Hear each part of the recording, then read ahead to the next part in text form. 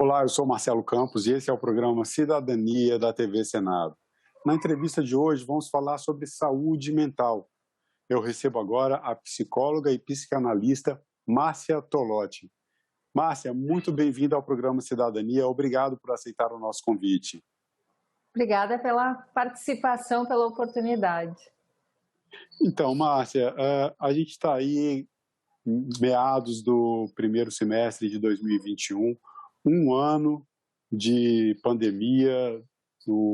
Em 2020 já havia uma preocupação com segunda onda, ninguém sabia ainda muito bem como seria, mas logo no início de 2020 também, logo no começo da pandemia, nós inclusive gravamos algumas entrevistas sobre isso, a preocupação com a saúde mental das pessoas, com tantas mudanças de rotina, esse problema do distanciamento social, que não é um hábito nosso.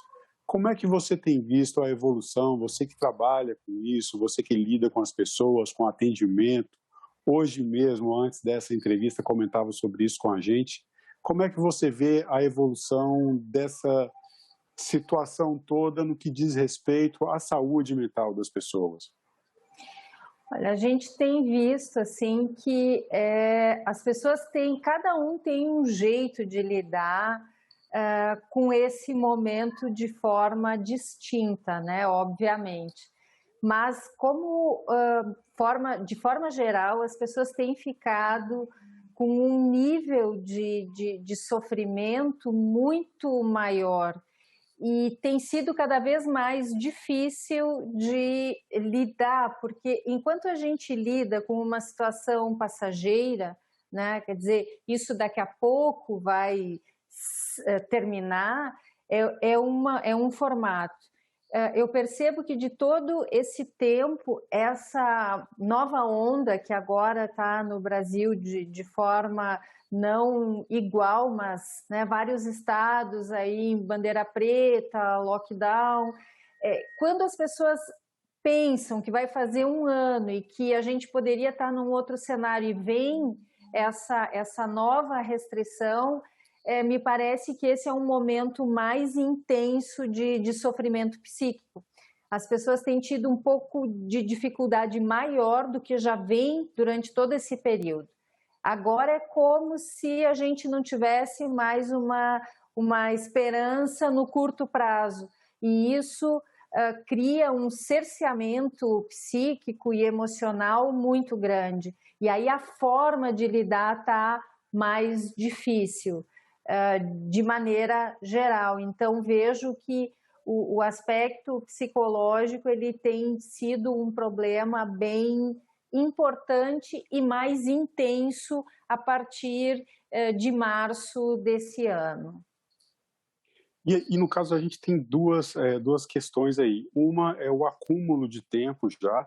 Muita gente vem seguindo as orientações de distanciamento social desde o início da pandemia, pacientemente, e outras pessoas, o que pode se considerar talvez até natural, outras pessoas foram relaxando um pouco. É difícil manter esse controle por muito tempo. Então, junta isso com uma situação que o país vive agora de agravamento da crise. Mas esse acúmulo de tempo no distanciamento social, isso desencadeia problemas. Uma questão, por exemplo, que vem disso aí, questão da solidão. A solidão é um gatilho para desencadear algumas mudanças de humor e daí passar por alguns problemas mais sérios, como ansiedade, depressão. Como é que você vê essa situação, Márcia? A gente pode simplificar, né, entre aspas, simplificar de duas formas. Para quem é mais retraído e gosta da solidão, esse momento tem sido até um momento adequado. Tem pessoas que estão muito confortáveis, isoladas em casa, porque esse já era um anseio da pessoa. A pessoa já naturalmente tinha essa relação mais individual, individualista, e o sair já era um problema um pouco mais intenso para a pessoa. Uhum. Queremos acreditar, isso a gente não tem uma pesquisa que mapeia isso, mas se acredita que é uma minoria. Então, para essas pessoas, isso não é um momento necessariamente ruim. Agora, para pessoas que a gente considera que é a maioria da população que precisa dessa relação de pertencimento, que precisa da relação com a outra pessoa para se sentir amada, para se sentir fazendo parte de uma comunidade, a solidão é um sofrimento importante e difícil de ser resolvido, né? Então, à medida que a gente não consegue uma convivência maior, a solidão, como a gente pode chamar popularmente, ela vai acabar desencadeando outros problemas, como, por exemplo, a depressão, que é um caso que tem aumentado muito no país. A gente tem aí cerca de 30 milhões de brasileiros diagnosticados com depressão, e a gente sabe que esse número é muito maior, porque nem todo mundo chega a ser diagnosticado. Então, sim, o isolamento, porque é nessa relação de olho no olho, é nessa relação do toque que nós temos como cultura também brasileira, é onde a gente se sente reconhecido, referendado pelo outro. Quando eu corto essa relação com o outro, eu corto algo de mim. Eu sou à medida que eu sou na relação com a outra pessoa. Quando eu tenho isso muito tolhido, como é esse momento, por mais que eu tenha recurso virtual, isso acaba fazendo com que, sim, a solidão seja um sentimento maior e que ele vá desencadeando outros sofrimentos psíquicos, né? A gente tem também o que tem se chamado a síndrome da caverna, que é quando também a pessoa passa a deixar, quer dizer, agora estamos de novo em isolamento, daqui a pouco a gente pode sair, e tem algumas pessoas que têm tido pânico ao sair, porque é uma relação muito complexa, são muitos elementos, é como se a gente vivesse uma espécie de um terror. Então, como lidar com o terror psíquico, emocional e com uma realidade complexa de saúde que está acontecendo? Então, a gente tem que olhar muito, muito para a saúde mental, inclusive para manter a saúde física. Você comentou essa questão do medo e tem saído recentemente aí, nesses dias anteriores à gravação dessa nossa entrevista, algumas pesquisas que apontam que realmente assim, o medo da população aumentou bastante, especificamente em relação à pandemia. Aí, sobre isso, eu queria primeiro falar sobre a questão da informação por si.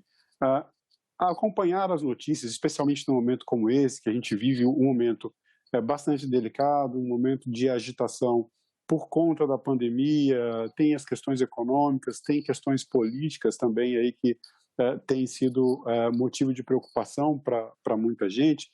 Aí eu pergunto, como é que fica o limite entre estar bem informado, acompanhar as notícias, mas não ficar o tempo inteiro vendo notícias, já que hoje elas estão tão à nossa disposição? Você tem um celular, você tem os portais de notícias, as redes sociais também passando muita informação, muitas vezes informações inverídicas, disseminando a chamada desinformação, as fake news.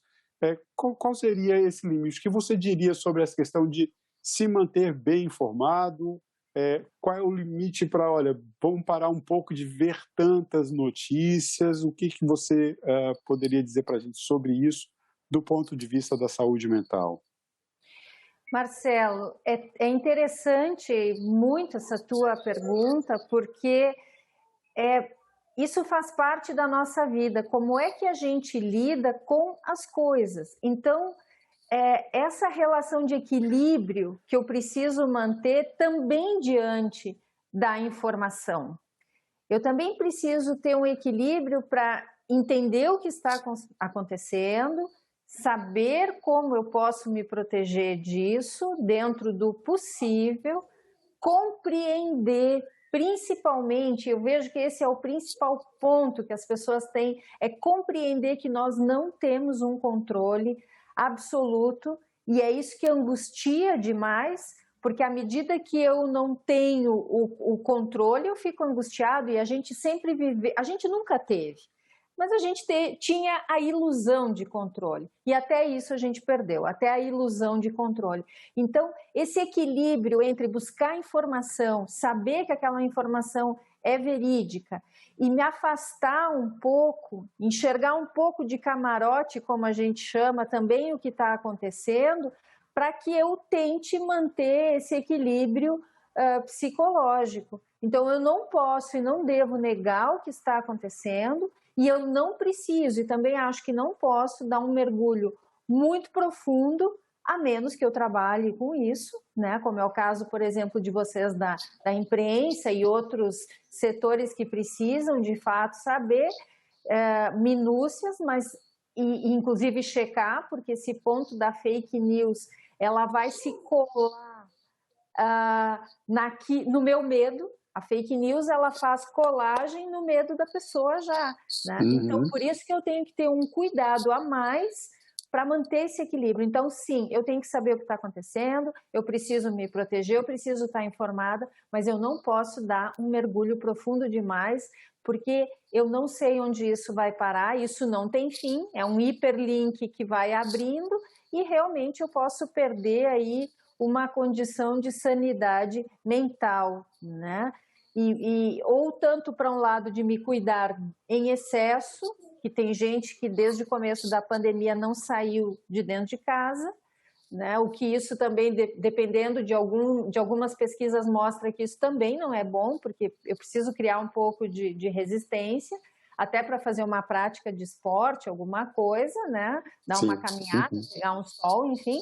Como eu não posso negar o que está acontecendo e aí fingir, né, com um pensamento mágico, que isso é muito típico, infelizmente, de nós brasileiros. A gente tem um pensamento mágico que a gente vai dar um jeito lá no final, sem muito cuidado.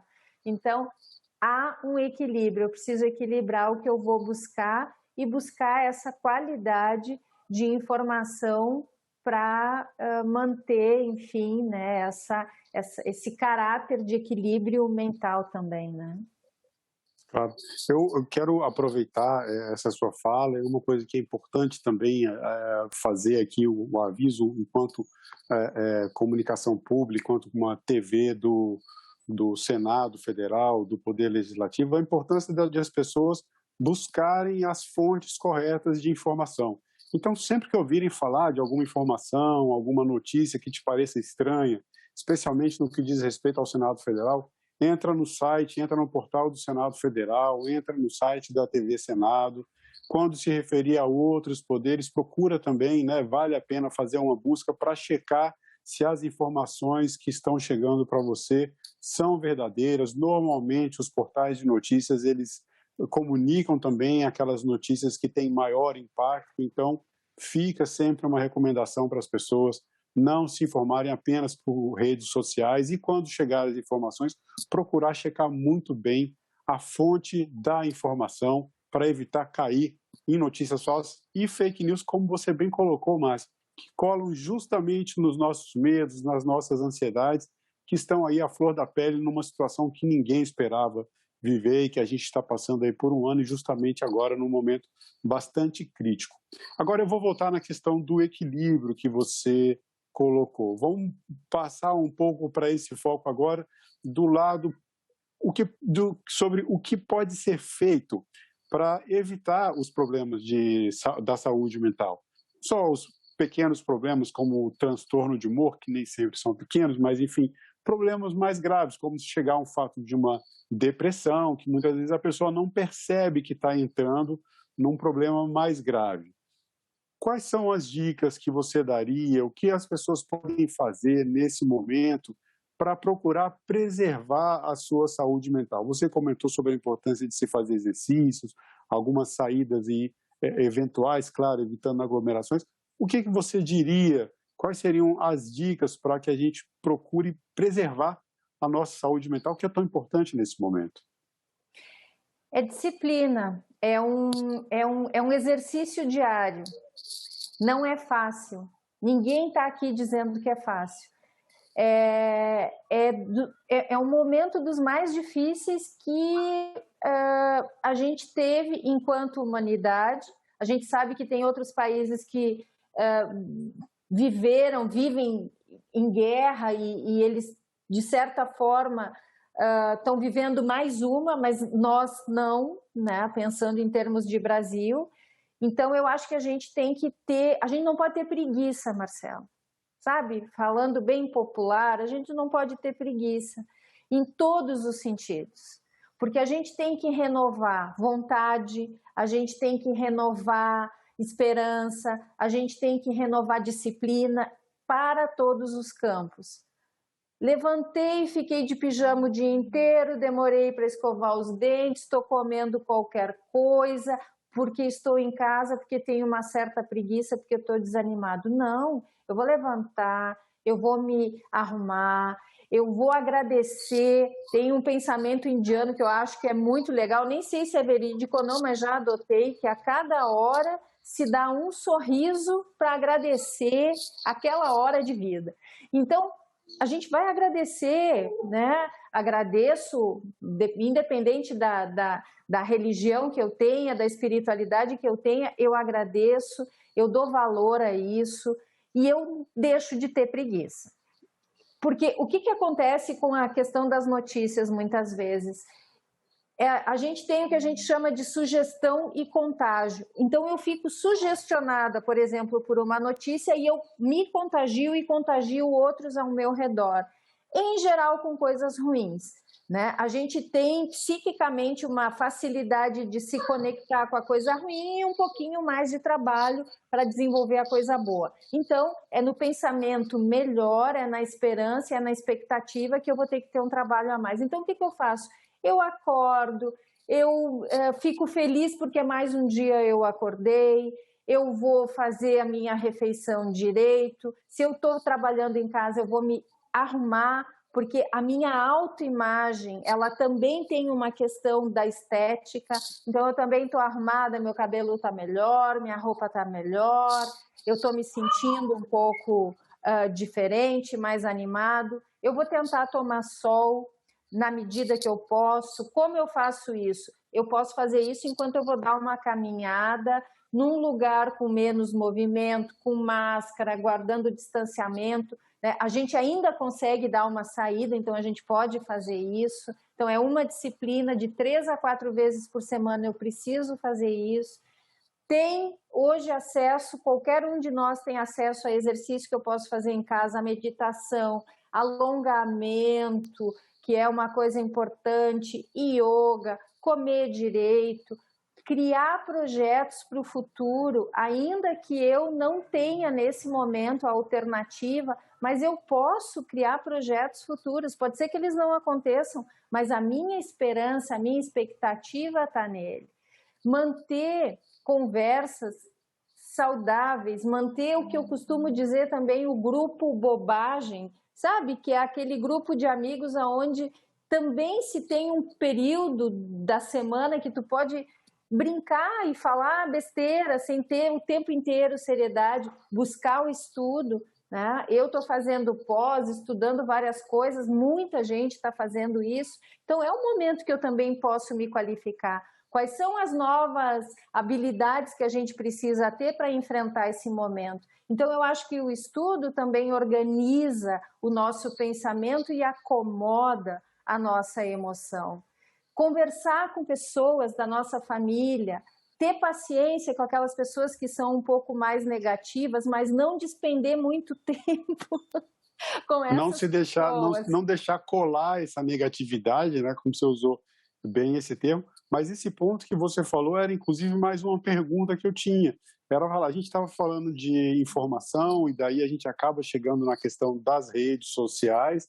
As redes sociais hoje são uma forma de interação mais utilizadas provavelmente do que há um ano atrás, antes de começar toda essa pandemia, porque a gente podia antes usar até as redes para marcar o encontro, ou então para saber do que está acontecendo com as pessoas que fazem parte das nossas redes de contatos, mas chegou um tempo em que o distanciamento social nos obrigou, nos deixou as redes como alternativa. Daí eu te pergunto, qual é a importância justamente disso, de mesmo com o distanciamento social, manter essa rede de contato, seja fazendo um telefonema. As pessoas hoje ligam muito pouco, usam mensagens de texto dos aplicativos e às vezes esquecem de uma coisa tão simples que é usar o telefone, mesmo que seja uma mensagem de voz de um aplicativo, não necessariamente o telefone, mas você poder ouvir, falar, conversar com a pessoa, já é melhor do que mensagem de texto, inclusive para você entender o que está acontecendo do outro lado.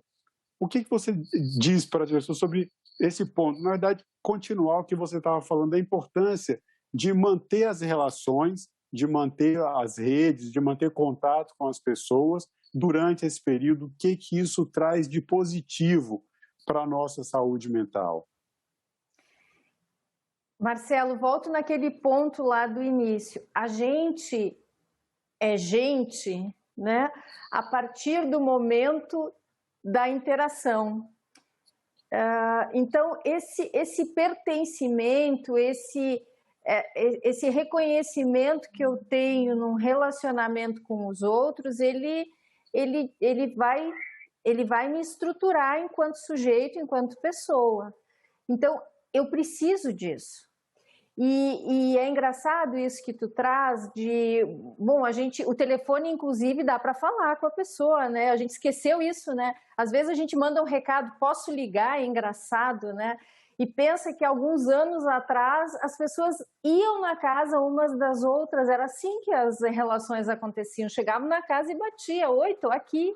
E isso não era visto como é hoje, uma invasão, quer dizer, a gente está muito mimimi também, né? A gente tem que ser menos mimimi, a gente tem que ser mais autorizado, principalmente nisso que nós sabemos que é importante. Os laços são importantes, é um respeito, é um reconhecimento. Então, eu vou ligar assim para saber como é que a pessoa está. Eu vou manter esse contato com a tia, com a avó, com pessoas que talvez sejam um pouquinho mais distantes, porque tem todo um lado pragmático e cognitivo do que está acontecendo nesse momento, mas tem toda uma lição que nós podemos tirar, tem todo um significado que nós podemos construir, cada um de nós. O que esse momento significa na tua vida? O que eu, Márcia, o que tu, Marcelo, e o que cada um de nós que está vendo vai ser diferente? Mas não lá na frente, amanhã, hoje. Então, esse exercício de eu ter um pouco de paciência e conversar talvez com uma pessoa, dar um pouco de atenção, quanta gente está se desestruturando emocionalmente por essa coisa tão avassaladora que ninguém entende. Ok, ninguém entende, ninguém sabe, mas tem uma coisa que a gente sabe. A esperança, o respeito, a relação amorosa, isso salva qualquer um em qualquer tempo, de qualquer coisa. Então, na dúvida, eu invisto. Eu vou investir emocionalmente. Eu vou investir em mim também. Deixa eu olhar o que é que eu estou fazendo, o que eu tenho de melhor nesse ano que passou, o que eu melhorei. E se eu não melhorei nada, ok, vamos lá. Cada dia é uma oportunidade que a gente tem. E a gente sempre só teve isso. O passado é o tempo de memória. O futuro é o tempo de expectativa. A única coisa que a gente tem para valer é o aqui e o agora. Então, se a gente puder dar esse valor e viver e aproveitar, inclusive o trabalho, né? Não é fácil, tem muita gente que perdeu o trabalho, tem muita gente que está sofrendo, mas sempre foi assim, em algum grau. Agora está pior. Então, vamos lá. Então, agora eu tenho que estar mais seguro, né? E eu preciso criar essa estrutura. Então, disciplina, eu me capacito, eu estudo, eu me ajeito, eu me arrumo, né? Esses tempos eu fiquei sabendo de um casal que estava comemorando pouco tempo de casamento e não podia sair, se arrumaram, terno, vestido, maquiagem, e fizeram um belo jantar em casa. E a gente dá risada. Opa, eu dei risada, eu mandei uma mensagem boa para o meu cérebro que produziu uma substância de prazer que me dá prazer e pronto, eu entrei nesse looping. Então tá, então eu vou me conectar com essa coisa não fantasiosa, não mística, mas de verdade. Né? Toda vez que eu dou um sorriso, o meu cérebro entendeu que eu estou bem e eu tenho uma sensação de bem-estar. Então, é um exercício que eu faço. Um parênteses, eu corro corrida de rua, agora está um pouco mais restrito, mas é o meu esporte, Marcelo. Sim. E a gente sofre na corrida, não é uma coisa assim, né? O corpo não foi feito para isso. E aí a gente sorri enquanto corre, e aí o cérebro entende que está bem, e aí acaba que a gente fica bem. Então a gente dá uma enganadinha, né, no cérebro para a gente ficar bem. É um pouquinho que a gente tem que fazer agora, né, nesse sentido. Sim, é muito essa questão da paciência, da disciplina, não se deixar destruir, comemorar as pequenas conquistas ou os pequenos bons momentos, são formas que a gente tem de ir superando e que gerando um equilíbrio. Claro, não é fechar os olhos para a realidade, como você bem colocou, não é uma questão de fantasiar a realidade, mas é importante também reagir diante dessa situação. Eu corro também, assim como você, e realmente durante a corrida às vezes é sofrido, mas depois vem a compensação, depois vem os resultados, eles vêm para o corpo, para a saúde, e a respiração ajuda também muito a gente a renovar os pensamentos. Márcia, o tempo da nossa entrevista está chegando ao fim. Eu quero agradecer muito a sua presença, agradecer o seu tempo e agradecer as informações que você trouxe aqui para os espectadores e espectadoras da TV Senado. Ótimo, eu espero que tenha ajudado.